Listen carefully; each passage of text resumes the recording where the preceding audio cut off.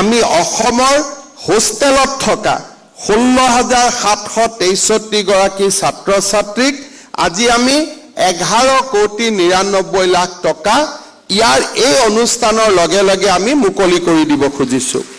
প্ৰতিগৰাকী ছাত্ৰ ছাত্ৰীয়ে 7,158 টকাকৈ পাব।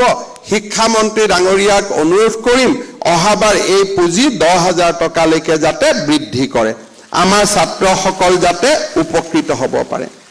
অসমত আমি এক নতুন আন্দোলন আৰম্ভ কৰিছিলোঁ যে অৰ্থনৈতিকভাৱে দুৰ্দশাগ্ৰস্ত ছাত্ৰ ছাত্ৰীসকলে কলেজৰ এডমিশ্যনত যাতে পুঁজি দিব নালাগে।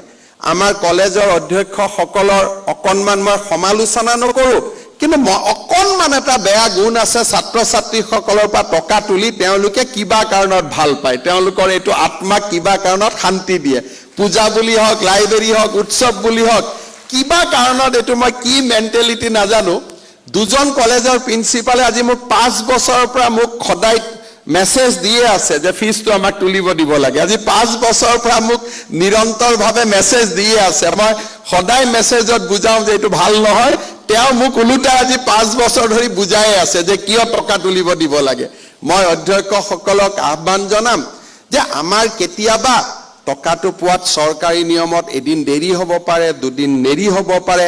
সাংবাদিকসকলক আশ্ৰয় কৰি পেপাৰত নিউজ দি পৰিৱেশ নষ্ট কৰাৰ পৰিৱৰ্তে আত্মনিৰ্ভৰশীল হ'ব চেষ্টা কৰিব লাগে। পাৰ্ট টাইম শিক্ষক আদিক নিযুক্তি দিব নালাগে। অধ্যাপক অধ্যাপিকাসকলৰ জীৱনলৈ অন্ধকাৰ নমাই আনিব নালাগে। চৰকাৰ কেপেবল যে আমি ফুল ফ্লেজেড শিক্ষক নিযুক্তি দিব পাৰোঁ। আপোনালোকৰ চিনা জনা 2-এজন মানুহক চাকৰি দিয়াৰ কাৰণে আমি যি এক পাৰ্ট টাইম শিক্ষকৰ ব্যৱস্থা কৰি সকলোৰে জীৱনত অন্ধকাৰ নমাই আনো, সেই পৰিৱেশৰ পৰা আমি দূৰত গ'লে সকলো নিয়ম সুন্দৰ কৰি চলি যায়। মই আমাৰ অসমৰ অধ্যক্ষসকলক আহ্বান জনাম যে স্বচ্ছতাই এখন সমাজৰ ভেটি নিৰ্মাণ কৰে। স্বচ্ছতা আৰু মোৰ দৃষ্টিত স্বচ্ছতাই মানুহক সাহসী কৰে, স্বচ্ছতাই মানুহক নিৰ্ভীক কৰে। মই বিশ্বাস কৰোঁ যে আমাৰ কলেজত চলি থকা পাৰ্ট টাইম ব্যৱস্থাবিলাকৰ লাহে লাহে পৰিৱৰ্তন কৰিব লাগে, যাতে ছাত্ৰ ছাত্ৰীৰ পৰা ফিজ নোলোৱাকৈও আমি কলেজ চলাব পাৰোঁ। দৰমহা যেতিয়া চৰকাৰে দিয়ে, ফিজ লোৱাৰ কি প্ৰয়োজনীয়তা আছে? ইলেক্ট্ৰিচিটি খৰচটো চৰকাৰে দি দিলেই ফিজৰ প্ৰয়োজনীয়তাই নোহোৱা হৈ পৰে। ফিজ আমাক কিয় লাগে? ফিজ আমাক এইকাৰণেই লাগে, আমি কোনোবা অধ্যাপকক নিযুক্তি কৰি থৈ দিছোঁ। সেই এডহকিজিমটো আমি শেষ কৰিব লাগে, কাৰণ তদৰ্থ ব্যৱস্থাই শিক্ষা সমাজক সদায় পংকিল কৰি ৰাখে। যদি স্পষ্ট হয়, মইতো নিজে বুজি নাপাওঁ যে এখন কলেজ চলিবৰ কাৰণে যদি লাইটৰ ফিজটো চৰকাৰে দিয়ে, লাইব্ৰেৰীৰ কিতাপ চৰকাৰে দিয়ে, স্কুলৰ টেক্সট বুকৰ বাবে ষ্টুডেণ্টক টকা দিয়ে, তে এখন কলেজ চলিবৰ কাৰণে পুঁজি কিয় লাগে? মইতো আজিও বুজি নাপাওঁ। মই বহুত যোগ বিয়োগ কৰোঁ যে পইচা কিয় লাগে? টকাটো কোনো প্ৰয়োজন নাই। Things should be cashless. চৰকাৰক ক'ব লাগে যে লাইটৰ বিলটো আপোনালোকে দি দিয়ক, আমি লাইটৰ বিলটো দি দিম, আপোনালোকৰ কষ্ট নাই। টেলিফোনৰ বিলটো VSNLক আপোনালোকে ডাইৰেক্ট দি দিয়ক, আমি দি দিম, কোনো ক'বলগীয়া নাই। আমি এক কেছলেছ ব্যৱস্থালৈ যাব লাগে, তেতিয়া একাউণ্টিঙৰো হেঁচা ভেজাল নাথাকে আমাৰ মূৰত আৰু একো নাথাকে। মই বিশ্বাস কৰোঁ যে আজি যেনেকৈ আমি মেডিকেল ৰিইম্বাৰ্চমেণ্ট কেছলেছ কৰিছোঁ, মই শিক্ষামন্ত্ৰী ডাঙৰীয়াক আহ্বান জনাম যে কলেজৰ অধ্যক্ষসকলৰ পৰা 1, 2, 3, 4 খৰচখিনি লৈ লওক। চৰকাৰে খৰচখিনি ডাইৰেক্টলি য'ত দিব লাগে তাত দি দিয়ক। না টকা তুলিব লাগে, না টকা দিব লাগে। এই সমস্যাটো একেবাৰতে সমাধান কৰি দিয়ক, যাতে আমাৰ কলেজত একাউণ্টেণ্টৰে প্ৰয়োজনীয়তা নোহোৱা হৈ যায়। কলেজসমূহত এক স্বচ্ছতাৰ গংগা নামি আহিব পাৰে, যাক মই বিশ্বাস কৰোঁ। আৰু মই আজি তথাপিতো আমি 337খন কলেজৰ ছাত্ৰ ছাত্ৰীসকলৰ বিনামূলীয়া ফিজৰ বাবে যিমান টকাৰ প্ৰয়োজনীয়তা আছিল, আজি আমি গোটেইখিনি কলেজসমূহৰ বেংক একাউণ্টত উভতাই দিব খুজিছোঁ। কিন্তু মই শিক্ষা বিভাগক আহ্বান জনাম যে এটা নতুন কাম আৰম্ভ কৰক। কলেজৰ ইলেক্ট্ৰিচিটিৰ বিলো আমাৰ দিয়া আৰম্ভ কৰক, সকলো চৰকাৰৰ পৰা দি দিয়ক, যাতে কলেজত টকা পইচা ফিজৰ ঝামেলাটোৰ পৰা আমি মুক্ত হৈ যাব পাৰোঁ। এই এটা কাম আমি আৰম্ভ কৰিব লাগে। আৰু কলেজত যিখিনি ফেকাল্টি আছে তাৰো এটা লিষ্ট কৰি লওক, যাক যেনেকে কিবা কৰিব পাৰি ব্যৱস্থাটো চেছ কৰি এই ব্যৱস্থাৰ পৰা আমি মুক্ত হ'ব লাগে, যাতে কলেজবিলাক কেছলেছ ব্যৱস্থাত চলিব পাৰে, না টকা তুলিব লাগে না টকা দিব লাগে, গোটেই এটা সুন্দৰ পৃথিৱী এখনৰ প্ৰতি আমি গতি কৰিব লাগে। অসমত আমি এটা নতুন কাম আৰম্ভ কৰিছিলোঁ যে পোষ্ট গ্ৰেজুৱেট পঢ়া ছোৱালীবিলাক কলেজতে পঢ়ক, ইউনিভাৰ্চিটিতে পঢ়ক। মই বিহালীত গৈছিলোঁ, বিহালী কলেজত ছাত্ৰ ছাত্ৰীসকলৰ লগত কথা পতাৰ সুবিধা পাইছিলোঁ। বাগানৰ ছোৱালী আছিল, মই সুধিছিলোঁ যে ফিজ কোনে দিয়ে? বোলে ফিজ দিব নালাগে। কিহত খৰচ হয়? বোলে ঘৰৰ পৰা আহোঁতে আমাৰ খৰচ হয়, পৰঠা এখন খাব লাগে, চাহ একাপ খাব লাগে, অহা যোৱা কৰোঁতে আমাৰ খৰচ হয়। মই সুধিছিলোঁ মা কিমান মান খৰচ হ'ব? হিচাপ নিকাচ কৰি ছোৱালীকেইজনীয়ে মোক কৈছিল যে 700-800 টকা খৰচ হয়, কিন্তু মই জানো তাতকৈ বেছি খৰচ হয়। আজি আমি ইয়াতে এটা সিদ্ধান্ত লৈছিলোঁ যে পোষ্ট গ্ৰেজুৱেটত পঢ়া ছোৱালীখিনিক আমি অহা যোৱা খৰচ এটা আমি দিম, যিসকল হোষ্টেলত নাথাকে। 1000 টকাকৈ আমি মাহত দিব খুজিছোঁ, 10 মাহ কলেজ থাকে। আজি পোষ্ট গ্ৰেজুৱেট পঢ়া 7,723 গৰাকী ছোৱালীক আমি 10,000 টকাকৈ আজি বেংক একাউণ্টত আমি পঠাই দিম, যাতে তেওঁলোকে দেউতাক মাকৰ পৰা কলেজত অহা যোৱা খৰচ দিব নালাগে।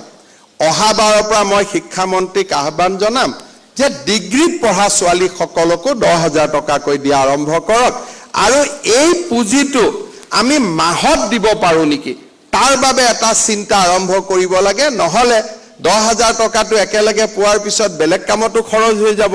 কিন্তু মাহত যদি বেংক একাউণ্ট অৰুণোদয় যদি আমি প্ৰত্যেক মাহত বেংক একাউণ্টত দিব পাৰোঁ, এই মবিলিটি গ্ৰাণ্টটো যদি আমি প্ৰত্যেক মাহত বেংক একাউণ্টত দিব পাৰোঁ, আমাৰ ছোৱালীসকলৰ বহুত লাভ হ'ব।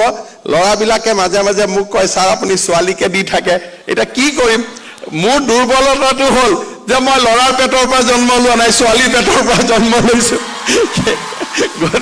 গতিকে দেউতাৰ পেটৰ পৰা জন্ম ল'লেতো ল'ৰাৰ কাৰণে কৰিলোহেঁতেন, এটা দুৰ্ভাগ্য সৌভাগ্য যিয়ে নহওক মাৰ পেটৰ পৰা জন্ম ল'লোঁ। গতিকে অলপ মাৰ প্ৰতিটো ঋণ আদায় কৰিব লাগে, অলপ যি ঋণ থাকে। গতিকে ল'ৰাসকলকো মই ক'ম যে এইটোত বেয়া পাব নালাগে, কাৰণ ল'ৰাজনেও মাৰ পেটৰ পৰা আমি জন্ম হৈছোঁ। গতিকে আমাৰ অসমৰ ছাত্ৰীসকলৰ প্ৰতি আমাৰ দায়িত্ব আমি পালন কৰিব লাগে। অহাবাৰ এই মবিলিটি গ্ৰাণ্টটো ডিগ্ৰী ষ্টুডেণ্টকো দিবৰ বাবে মই শিক্ষামন্ত্ৰী ডাঙৰীয়াক আহ্বান জনাম, আৰু এইটো মাহত একাউণ্টত গৈ থাকিলে মই অত্যন্ত আনন্দিত হ'ম। ডিগ্ৰী এডমিশ্যনৰ পিছতে যদি মাহত গৈ থাকিব পাৰে এইটো খুব ভাল হ'ব। অসমৰ সংখ্যালঘু সমাজৰ বাবে আমি সদায়ে আমাৰ দায়িত্ব পালন কৰিব বিচাৰোঁ।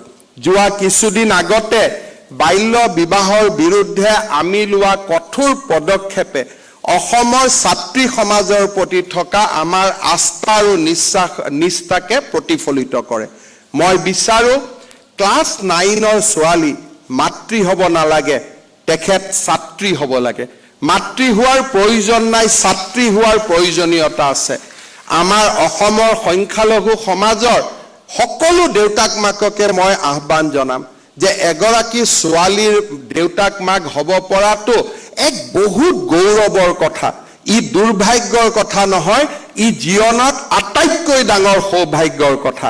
আৰু মই মুখ্যমন্ত্ৰী হৈ থকালৈকে অসমত যোন ব্যক্তিয়ে বাল্য বিবাহত যিকোনো জৰিয়তে কণ্ট্ৰিবিউশ্যন কৰে, প্ৰেৰণা যোগায়, তাক কঠোৰ পদক্ষেপ ল'বলৈ মই অকণো দ্বিধাবোধ নকৰোঁ, আৰু কঠোৰৰ পৰা কঠোৰতম পদক্ষেপ মই লৈয়ে থাকিম।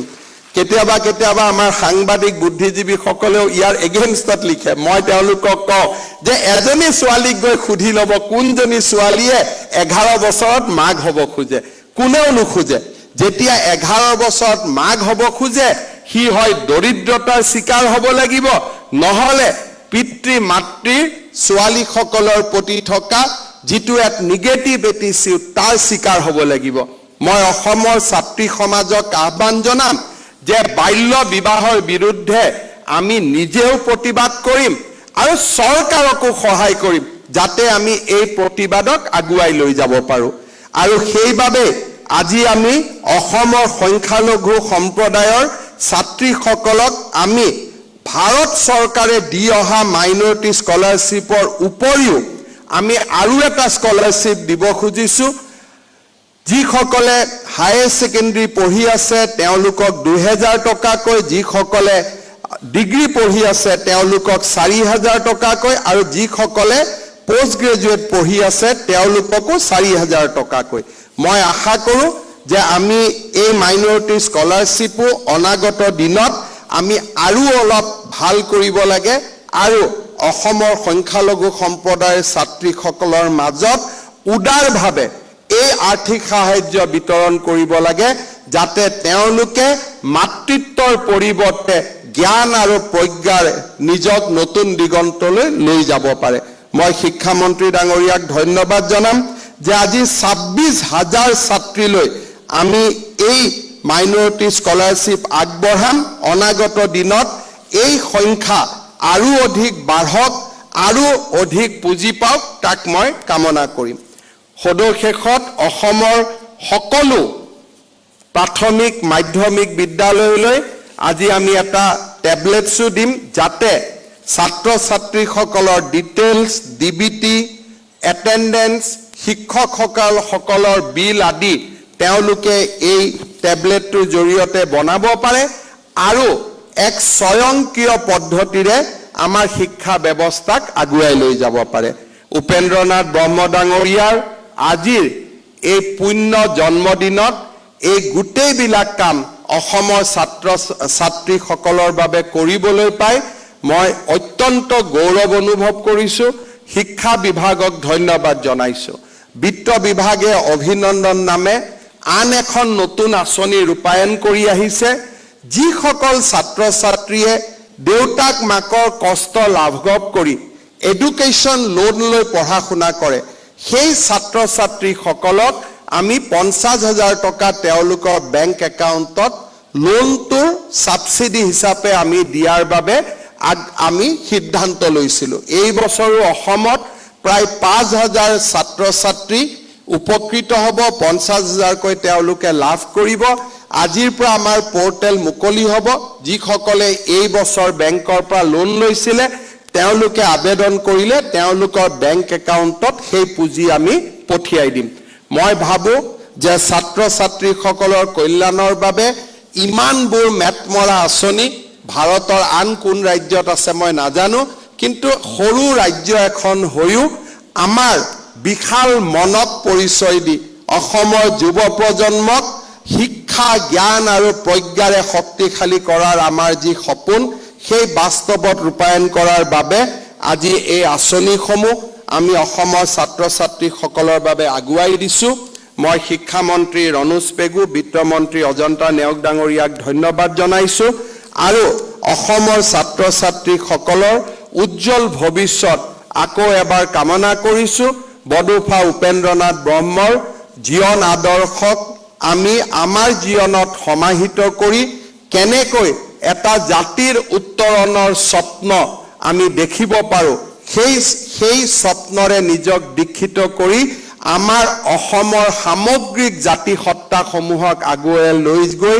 ৰাজ্যখনক উত্তৰণ আৰু উন্নয়নৰ এক নতুন লক্ষ্যলৈ আগুৱাই লৈ যোৱাৰ প্ৰেৰণাৰে আগবাঢ়ি যাবলৈ অসমৰ ছাত্ৰ ছাত্ৰী সমাজক আহ্বান জনাই মই মোৰ বক্তব্যৰ সামৰণি মাৰিছোঁ ধন্যবাদ জয় হিন্দ বন্দে মাতৰম আৰু আটাইকে পুনৰ এবাৰ বহুত বহুত মৰম যাচিলোঁ